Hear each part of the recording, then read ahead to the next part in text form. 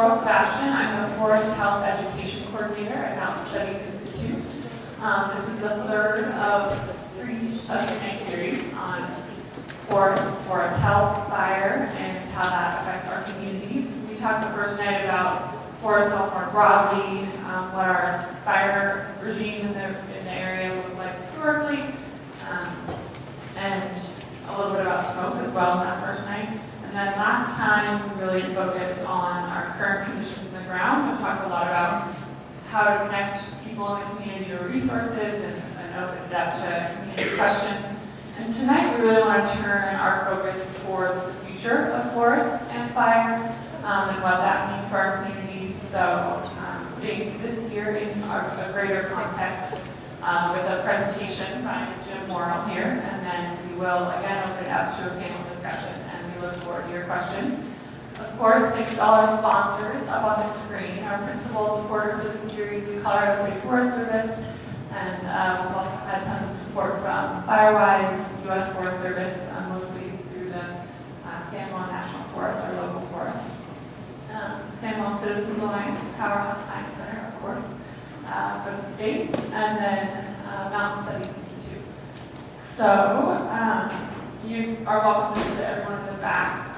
Most of our supporters have some more information, and it would be especially great for resources if you're curious about how to protect your home or your community, or to learn more about forest health in general. There's a lot of resources in the back. You can also sign up to hear more about those organizations. You'll notice we have a couple surveys on the seats. I think we probably have more around if there wasn't one in your seat. But those are just to kind of help us understand what the community questions are, what the community needs are after this event. Moving forward, all these partners came together because we're obviously in a pretty dry year and there's a lot of concern, and we want to also know what those community concerns are and how we can answer them. So please, we appreciate your feedback. I do have a sign-in, and this is mostly just for grants. It's also a consent form to learn about forests, but it helps us track grants. If you want to know more about signing in the back, there's more, but it just helps us see how much support there is in the community and track who is participating. You don't have to, it's highlighted, you don't have to fill it all out, but if you fill out just your name as a starter, then that will kind of help us know how many people were here tonight more officially. Prove it instead of just telling her. There's that. So I'll have one for each side. I think that's pretty much it. We'll get into our first talk, and then we'll take a short break before going to the panel. Help yourself with snacks in the front, here in the back, which helps support Powerhouse Science Center. And then without further ado, this is Jim Worrall from the U.S. Forest Service. He is based over in Gunnison and is the, sorry, I'm forgetting your title. He works as the Gunnison Service Center leader. So he's done a lot of modeling of forest ecology with a particular focus on sediment aspen decline, which we'll hear about, and how forest managers can adapt to climate change. So we'll hear a little bit more about that. So I'll let him do the real talking about that because he's the expert. Jim, thank you. Thank you.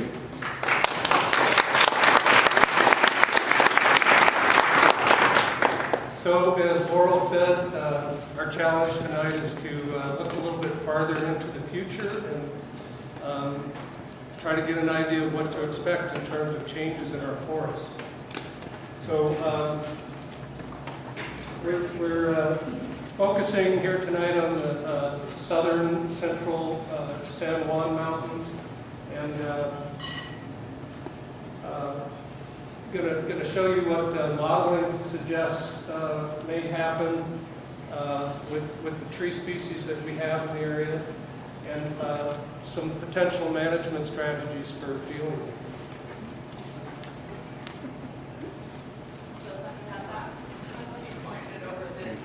Okay. So the outline is pretty simple. We're going to first talk a little bit about recent forest changes that we've seen in the last 15 or 20 years. as a way of getting an idea of what the future might hold.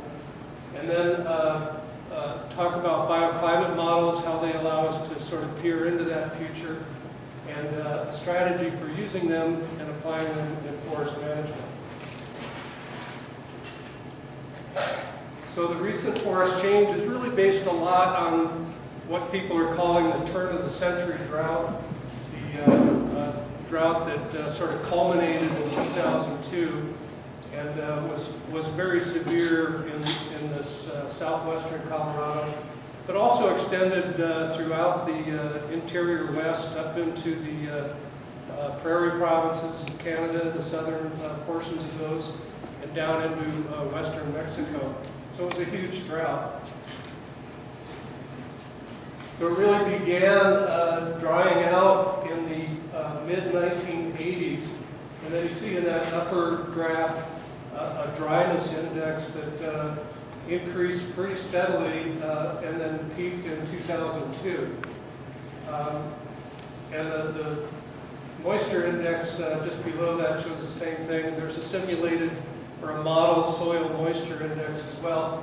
All of those show that the conditions during that drought were as dry as they've ever been during the instrumental period.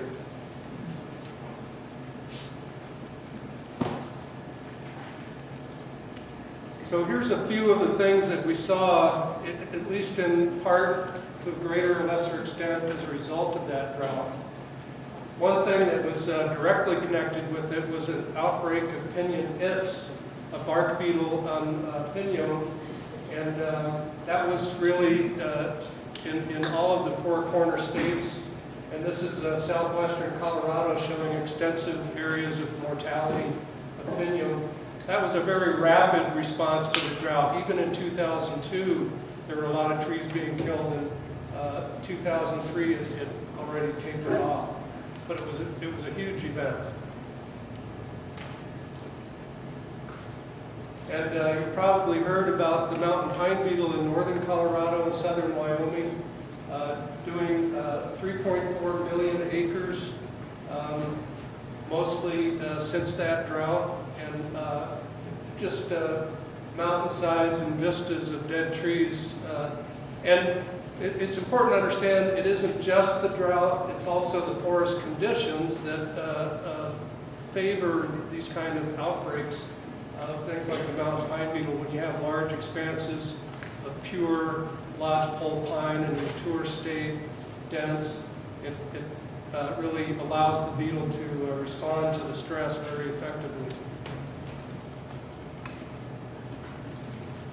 We had, there was a delay of a couple of years. We had sudden aspen decline, which actually was first detected on the Dolores district of the San Juan, but then later throughout the western slope of Colorado and southern Wyoming, as well as northern New Mexico. There was a lot of mortality of this sort called sudden aspen decline.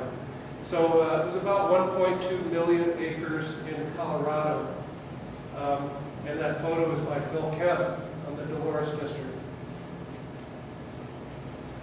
And the spruce beetle now is doing to spruce what the mountain pine beetle did in the pine up north. And you've probably all seen this kind of a vista, if you've, especially if you've been up on the Rio Grande and the southeastern portion of the Jimbo, and there are portions of the San Juan that look a bit like this as well. So that's a very extensive outbreak, now reaching 1.8 million acres. And here, the drought probably played a lesser role. This thing is precipitated by wind throw and these kind of disturbance events, but certainly the drought contributed to the severity. I think that's safe to say. And then 2002, the peak of the drought, was the biggest fire year that Colorado has ever seen before or since. Almost 1 million acres burned that year in Colorado. You know, a lot of people remember that 2012 as a big fire year. That was only 246,000 acres. about 1/4 of what the 2002 was. So if you add all these impacts up in Colorado, it adds up to about 8 million acres of forest mortality. Not, every tree on those 8 million acres is dead, but in some cases it's pretty devastating. So we're really seeing a big change in our forests having taken place as a result of that drought.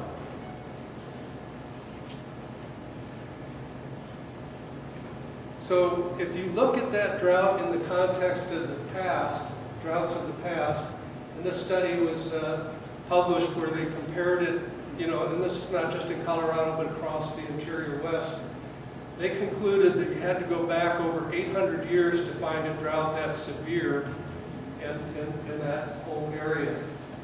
So it's certainly a severe drought by any standards. And these authors concluded that by the 2030s, the conditions that we saw during that drought would become the new norm in Western North America.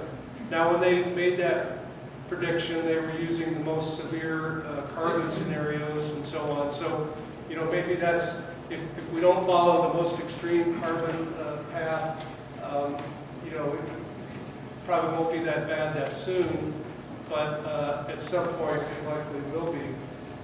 They said later in the century, conditions may be worse than during that turn of the century drought. So it's hard to wrap your mind around that and imagine what impacts those kind of conditions will have to our forest. And that's really where these bioclimate models come in to allow us to quantify this and make it spatial so that we can sort of see what various conditions might result in terms of forest impacts. So this map represents the area that we used for modeling southwestern Colorado. And we've got vegetation data from all these agencies, and that allowed us to prepare the models. So tonight I'm going to focus on the area, that blue rectangle there, the south central San Juan National Forest and down to the New Mexico border. I think it's helpful to look at what it says about your own backyard. So this is this window we'll be talking about. We have the a portion of the Dolores River, the Animas River drainage, the Los Pinos drainage, Piedra River, and a little bit of the San Juan River as well. So all the major drainages in the forest. So this is where it gets a little bit dry. I won't drag you through all the details, but the way these things work is you train the models on points, actual points of known presence and absence. And we used 854,000 points in that model window that we knew based on all the vegetation data we had, either the species were or weren't present. And then we get reference climate information for each one of those points. And that reference climate is implied to represent the climate that's associated with the occurrence or the absence of those species on those points. Then we use also slope and aspect for each point. So we're really looking at the combined effect of the climate and the topography, which kind of gives you a little bit of the microclimate. And then you put this in a program called Random Forests in R. And this is kind of a confusing term because we're talking about forests, but the reason for the term is there's hundreds of these decision trees or classification trees which run a given bunch of data down the tree and it comes up with an answer at the end. And those are organized into forests of these decision trees. So that's where the term comes from. But anyway, so then the model is trained to learn what the topoclimatic features are, or conditions are, that are associated with the presence of each species. And then to use that model, you just input a new set of data into it, the new climate and slope and aspect that you want to know what it says about the likelihood of that being suitable for the species. And the output is the proportion of those decision trees that say yes, it's good for that species. So each tree is going to say yes or no, and we're looking at proportion or percentage of the trees that say yes. So, and then if you actually do that for each pixel in a map, run the climate and the topography for each pixel into the model, and then put it together at the end, you can develop a map of the suitability. So this is what that looks like for Ponderosa Pine in this area, and this is based on the reference climate from 1961 to 1990. And so you see at the bottom the classes of votes for yes. So 0 to 10 means that 0 to 10% of the trees said it would be suitable, so that's very unsuitable. And the green is 90 to 100% of the trees said it would be suitable, so that should be very suitable. And so you see there's a lot of red out there, which is very unsuitable, extremely unsuitable, and a lot of the light green, which is very suitable, and relatively little of the middle ranges, the blues, and those sorts of things. But it does get a little bit muddled on the west there. But anyway, if you look at it in a different way, and we're just showing now where the model is above 50%. We've eliminated all the stuff under 50%.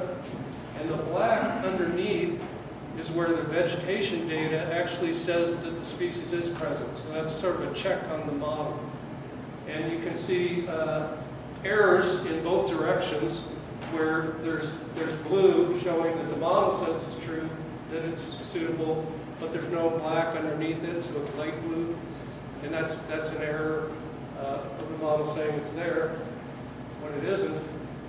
The model's really saying it's suitable, it's not saying it's there. It could be absent for other reasons. And then where you see the pure black, that's where the species is present, but the model didn't think it would be. So you see those errors in there, but by and large it's a very close fit, especially when you step back. So now to work this into the future, you need to climb it for the future at each one of these points. So what we did was we took 3 different global climate models that represent the range of them, 3 different greenhouse gas scenarios that are considered reasonable. And so this combination results in 9 different climates when you combine do each combination. So we took those 9 climates and downscaled them so that we could get the climate at each point. And then we ran all those points through the bioclimate models. It takes a lot of time on the computer, believe me. And so you get 9 outputs, and then we just simply average them to make it simple to digest. But you can actually look at different climate model carbon combinations to see what they say differently. So this is what the Ponderosa Pine model says about the future of Ponderosa Pine in this area. Now, looking at it in a similar way to before, as we did before, one thing you notice is that it only goes up to 60 to 70%. There's no 80 to 100 anymore. And actually, there's hardly any 60 to 70. That's just a couple of pixels. You can't see that light green on the map, I don't think. So we're really looking at 50 to 60. And this is where you see it in the upper Piedra River here. The upper San Juan River is where that 50 to 60, and there's a little bit up here in the upper Animas too. Now this is regardless of whether the species is there or not now. If we eliminate the part where it's not present now, and just look at where it is,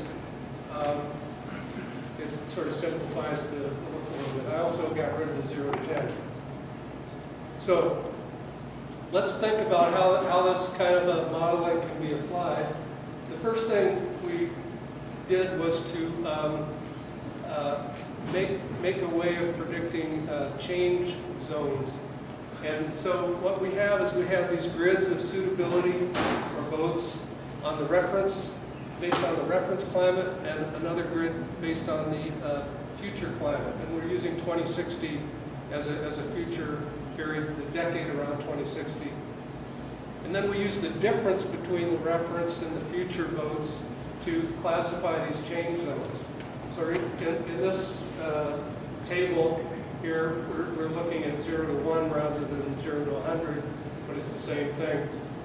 So we have first in the table a loss zone where the reference period is greater than 0.5, meaning it's suitable, and the future drops down below 0.3, so getting pretty close to being very unsuitable.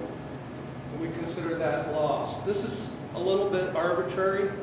The models themselves and the votes that come out are completely objective, but setting 0.3 as a threshold for lost is, we're trying to be conservative in calling it lost.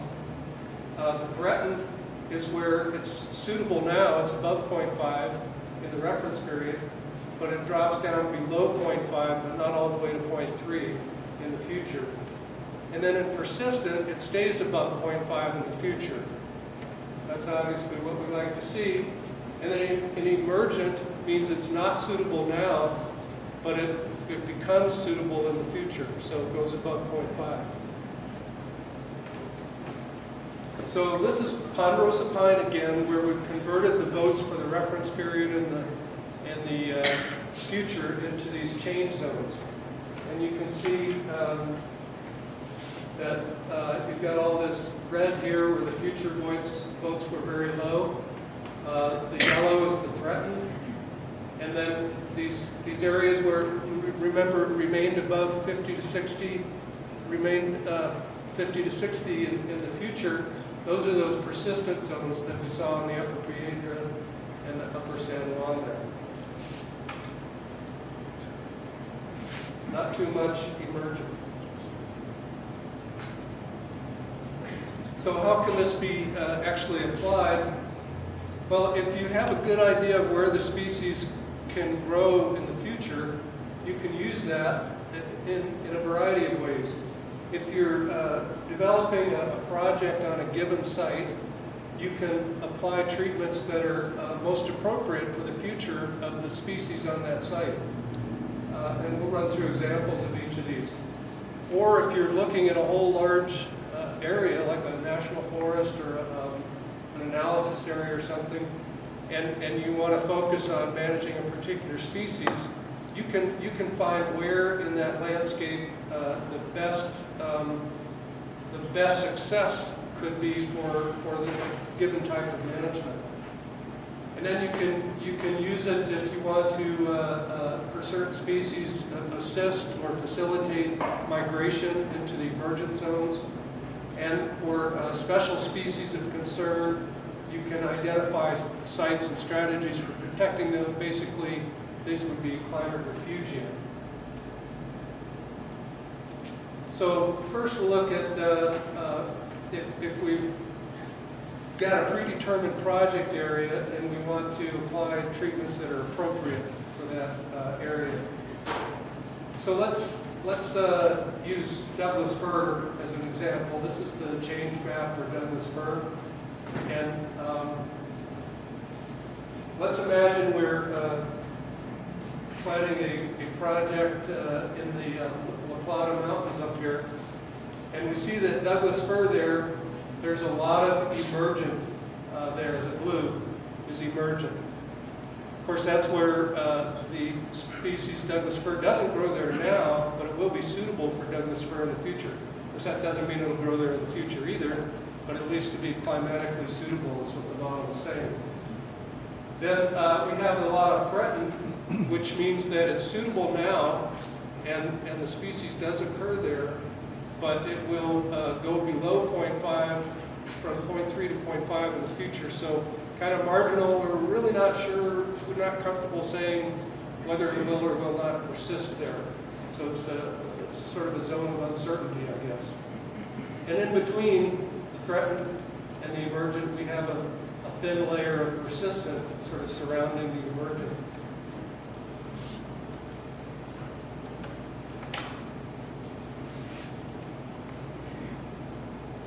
So what might we do in here? Well, it depends on which zone we're in. In the threatened zone, we could focus on trying to make the Douglas fir stands drought resilient, thin them out and so on. And in particular, we could even go in and break that threatened zone up into what the votes are in the future and pick the best parts of the threatened zone if we want to get into that.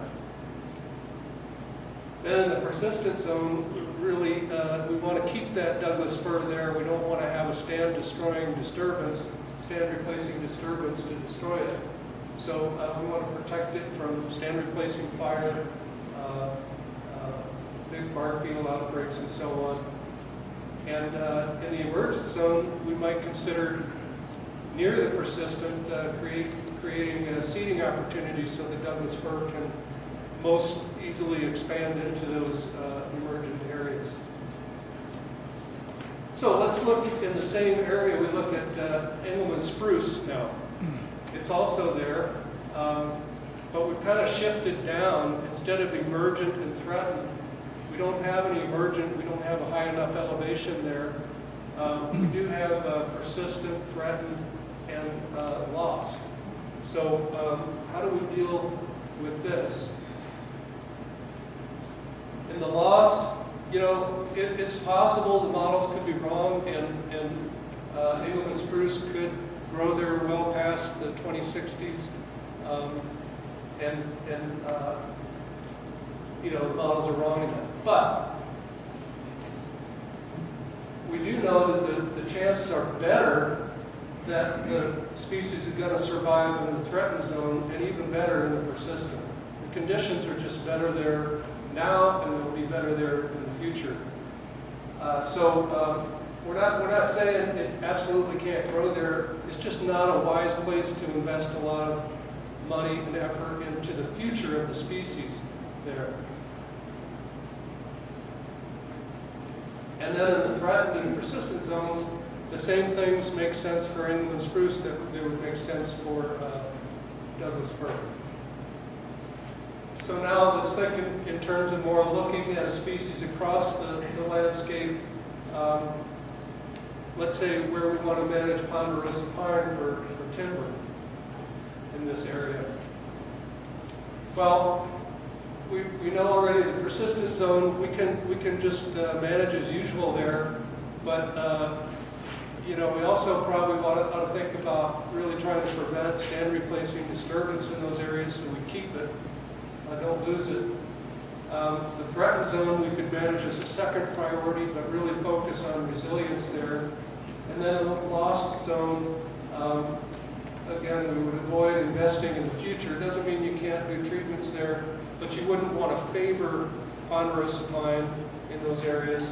You could treat for short-term benefits and hopefully begin pushing the cover type to the future away from the Ponderosa pine.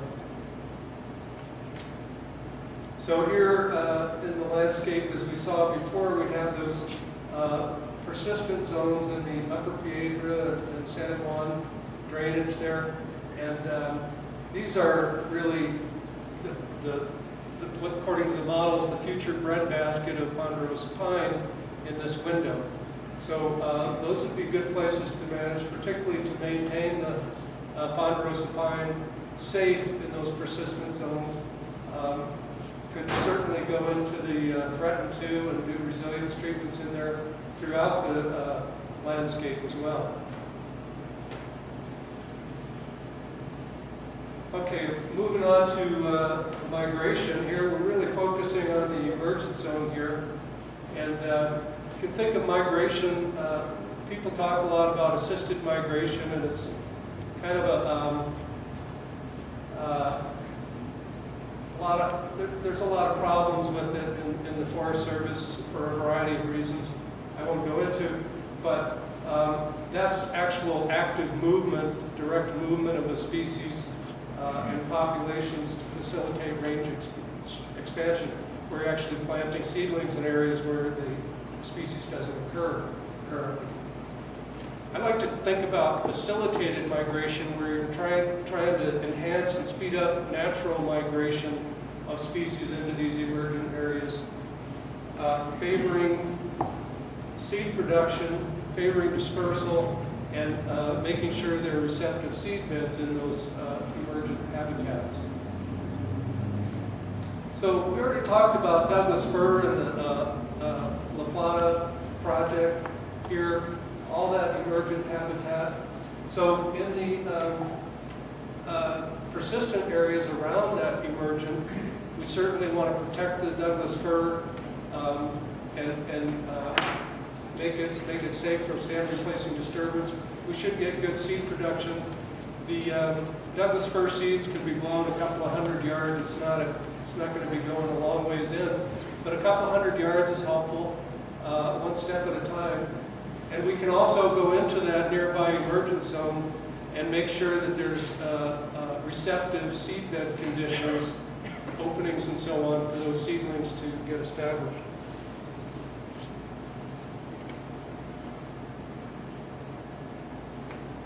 In aspen, there's a lot more opportunity. The aspen seeds are very light. They go many miles. And if you learned about forestry 20, 30 years ago, you probably learned that aspen rarely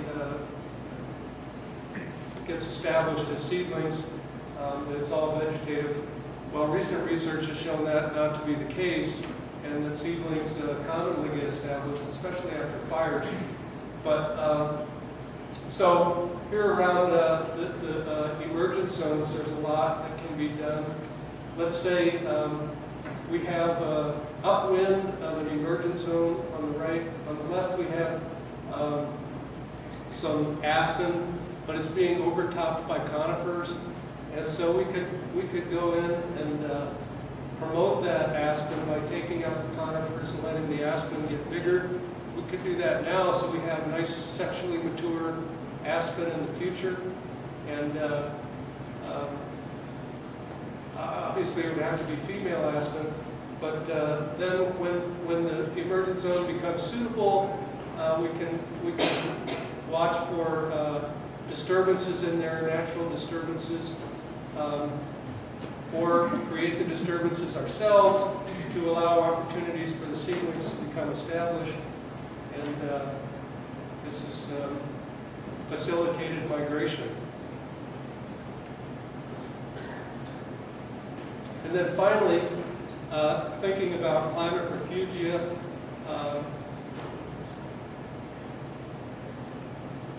we already talked about the Ponderosa Pine. Those areas there could be considered climate refugia for it.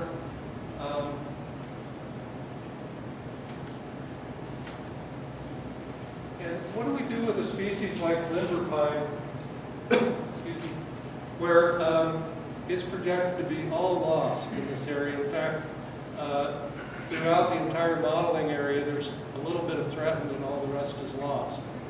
So, but we really like limber pine. We want to keep it. We want to do whatever we can. We hope the models are being overly pessimistic and that we can keep some limber pine in the landscape. So how do we address this? Well, we break it down into the future vote classes as we looked at before. And so the highest vote classes is 20 to 30%. And there isn't much of it, but those light green areas you see scattered in the red are the areas where you would have your best chance of maintaining limber pine in the future. So that tells you where on the landscape you would go to do that. It's maybe not a super great chance that they would be there in 100 years, but you know, got to be optimistic, I guess. So just before closing, I wanted to point out the Gamble oak, which is projected to be the most successful species. It's the cockroach of climate change. So we do see some threatened there, no lost, but some threatened, a lot of persistent, and there's a lot of emergent. We could see, if it could, it probably won't seed in very fast to these emergent areas, but that's lucky. So, in conclusion, we can use these kind of models to really apply them in management, to design site-specific treatments that are with the knowledge, or at least the best knowledge, the best projection we can come up with of what will be suitable there in the future. And we can look at a species across the landscape and see where we can go to manage that species best for the future. And really what it's about is focusing resources where there's a good chance of success in the long term. Not just going out and saying, well, we need to make everything resilient. Well, if it's lost, let's not do it there. Let's do it in the threatened or the persistent area. So we can focus our efforts where they have a better chance of success and identify climate refugia in some cases to manage special species. So this is kind of a thing that Yogi Berra might have said, but it's really, if you think about a forester 30, 40 years ago would plan for the future of a stand and would basically be expecting, without even thinking about it, would be implicitly assuming that whatever grew there now would be able to grow there in the future. Or anything on a similar site somewhere else nearby could grow there too. But that assumption is no longer valid, and it's really true that if we don't think about what's going to be different in the future and come up with some way, like these models are projecting what that's going to look like, we're just pretending, planning for the past. Guess I went a little bit over. Sorry. We got time for a few questions if you want to ask. Could just go over.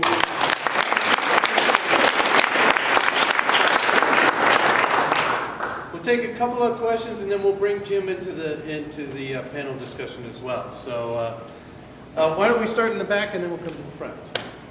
I'm curious, I know that talking about land relocation for fauna is pretty controversial.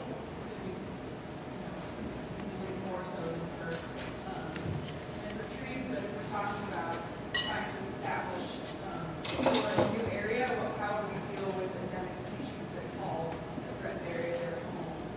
Is that something that... You mean that a species that you move might replace the endemic species? Is that what?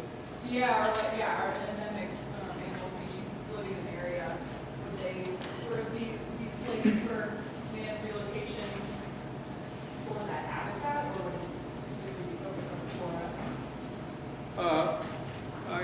I haven't thought a lot about how animals could be handled, and I know little about it in this kind of thing. In fact, I know nothing about it. So. But I guess the principles are the same. You could do a bioclimate model like this for an animal just as easily as for a plant, and they have been done. So it could tell you places to move species. We're not talking about large-scale movements. We're not talking about, although it could be considered, bringing Mexican pines up and planting them on the lower slopes of the San Juans.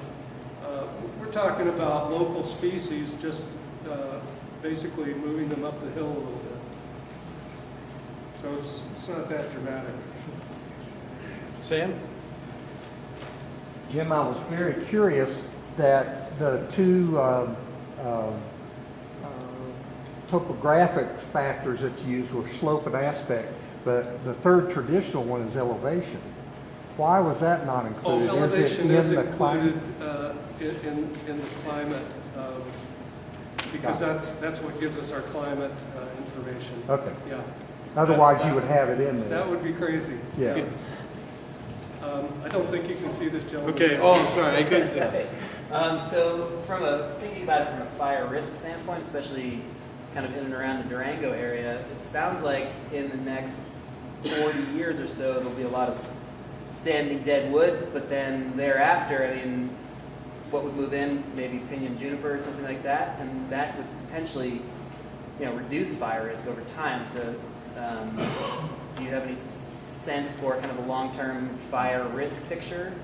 We do have models for the two juniper species and for pinyon, and there is some emergent projected for them, but of course it's going to take a long time for it to actually move into those areas. So there could be shrubs for quite a while before some of these things can get in there. You talk about subalpine fir, is the spruce dies, the English spruce dies, the subalpine fir is already taking its place, at least growing up right now, would you say? Is that the future model? Well, mostly subalpine fir up the timberline, very little English spruce? Subalpine fir, the projections for it look quite a bit like those for England spruce. So what we're seeing now is the effects of the spruce beetle pretty directly with perhaps a climatic influence. In the future, there's probably going to be a more stronger climate influence on those two species together, so that they, their habitats, their climate preferences are pretty similar. Yeah. Jim, thanks for coming down and presenting this. I'm going to ask the same question I've asked before. If we were to continue with the Paris Agreement, if the world adopts that, and there will be no global, can we avoid this outcome? That's the 2.6. Less than 2.6, 1.9. I mean, the 2.6 RCP. No, less than 2.6. It's got to be about 1.9.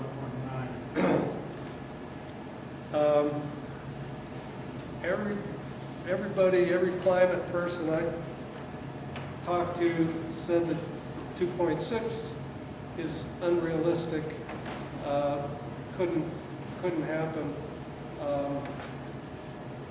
and so I mean, obviously we didn't model those RCPs.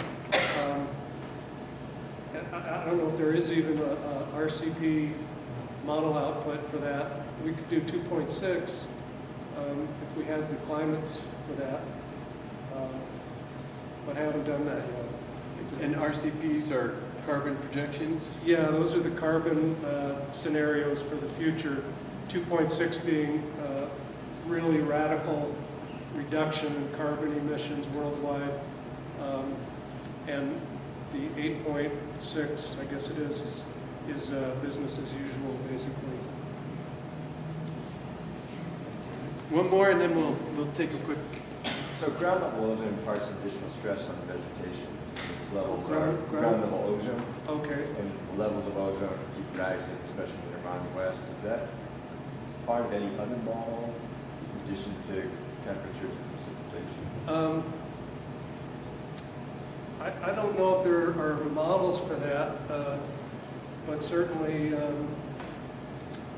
it is a potential factor. I don't know if the ozone levels are there yet for damage to tree species in Colorado. Certainly they are in Southern California, but yeah, I just haven't looked at what ozone is projected to do in the future. Mountain Studies we did an initial survey of vegetation in San Juan, trying to see what vegetation might register ground level ozone damage. We had a very hard time finding species that would register that. But so it's something that we can look into again, but that's where we were. With that, we'll take a quick 5-minute break. We'll bring the panel up, and then we'll get into more of a conversation with some other folks who are doing work in this around the area management. Thank you for